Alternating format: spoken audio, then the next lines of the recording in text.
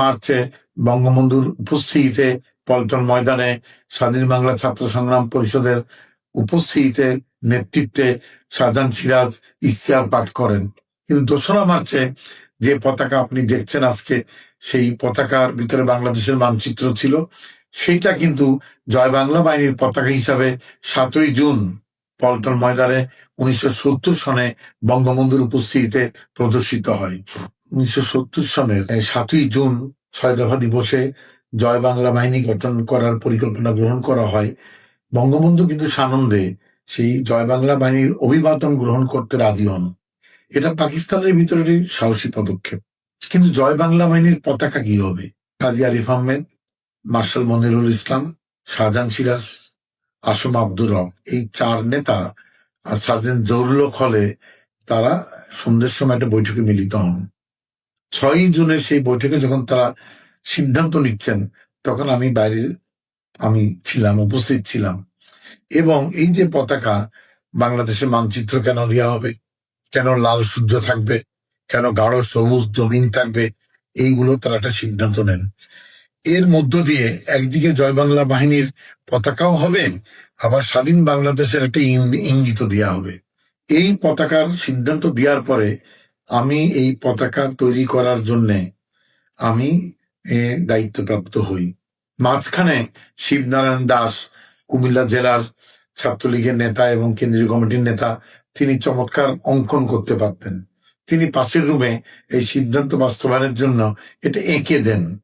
সেই আঁকা জিনিসটা নিয়ে আমি বুয়েটে চলে যাই এবং আমি বাংলাদেশ ছাত্রলীগের কেন্দ্রীয় দপ্তর ছিল 42 পলাকা ভবন, নিউ মার্কেটের উল্টো দিকে।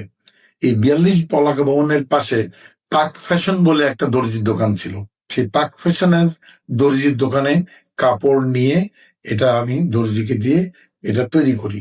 অনেক গভীর রাত পর্যন্ত পতাকাটা তৈরি হয় এবং পতাকার মানচিত্র স্থাপন করা একটা দুরূহ কাজ হয়ে থাকে, কিন্তু সেটাও সম্ভব হয়। সকালবেলা আমার দায়িত্ব ছিল পতাকাটা বাঁশে মুড়িয়ে এটা পল্টন ময়দানে হাজির করা, এবং এই পতাকা কেউ তখনও দেখেনি। বঙ্গবন্ধুর সামনে আসম আব্দুর রব এই পতাকা হস্তান্তর করে। বঙ্গবন্ধু এই পতাকাটা খোলেন আর কি, এবং সাংবাদিকদের সামনে এটা দেখান।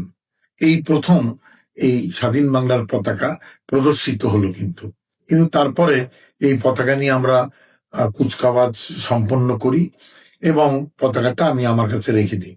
এই পতাকায় পরবর্তীতে যখন জাতীয় গণপরিষদের বৈঠক স্থগিত হয়ে গেল, তখন সারা বাংলাদেশ বিক্ষোভে ফেটে পড়ল। বাংলাদেশের ছাত্র যুব সমাজ তখন স্বাধীন বাংলা ছাত্র সংগ্রাম পরিষদ গঠন করলেন এবং আসম আব্দুর রব, শাহজাহান সিরাজ, নূর আলম সিদ্দিকী, আব্দুল কুদ্দুস মাখন, এই 4 নেতা কলা ভবনে একটা সমাবেশে ভাষণ দিচ্ছিলেন। ঢাকা মহানগর ছাত্রলীগের সাধারণ সম্পাদক প্রয়াত শেখ জাহিদ হোসেন এবং খিলগাঁওর আওয়ামী লীগের তরুণ নেতা ইদু, মুক্তিযোদ্ধা, তিনি এই পতাকাটা বাঁশের ডগায় বেঁধে সেই সভাস্থলে আসে। হাজার হাজার মানুষ সেই পতাকা দেখার সঙ্গে সঙ্গে মনে করে এটা স্বাধীন বাংলার পতাকা। আসম আব্দুর রব সাহেব, উনি এই পতাকা ধরে সবার সামনে প্রদর্শন করেন। প্রদর্শনের মধ্য দিয়ে এটা জনপ্রিয় হয় এবং এই পতাকা নিয়ে মিছিলে চলে যায়। পরের দিন আনুষ্ঠানিকভাবে স্বাধীন বাংলা ছাত্র সংগ্রাম পরিষদ এই পতাকাকে বাংলাদেশের পতাকা হিসাবে চিহ্নিত করে, জাতীয় সঙ্গীত করে এবং সেইভাবে ইশতেহারটা পাঠ হয়। সুতরাং 3রা মার্চের পর থেকে স্বাধীন বাংলাদেশে এই পতাকা স্বাধীন বাংলাদেশের পতাকা হিসেবে পরিচিতি লাভ করে এবং ঘরে ঘরে এই পতাকা উত্তোলন হয়।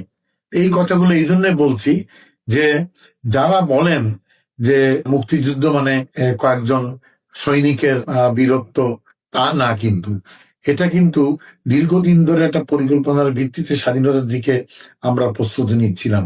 মনে রাখতে হবে, আপনি মার্চ মাসের 1 তারিখ 2 তারিখে বাংলাদেশ একটা স্বাধীন বাংলার পতাকা পেয়েছে, জাতীয় সঙ্গীত পেয়েছে, সীমানা পেয়েছে, বাংলাদেশের সর্বাধিনায়ক বঙ্গবন্ধু শেখ মুজিবুর রহমানকে পেয়েছে।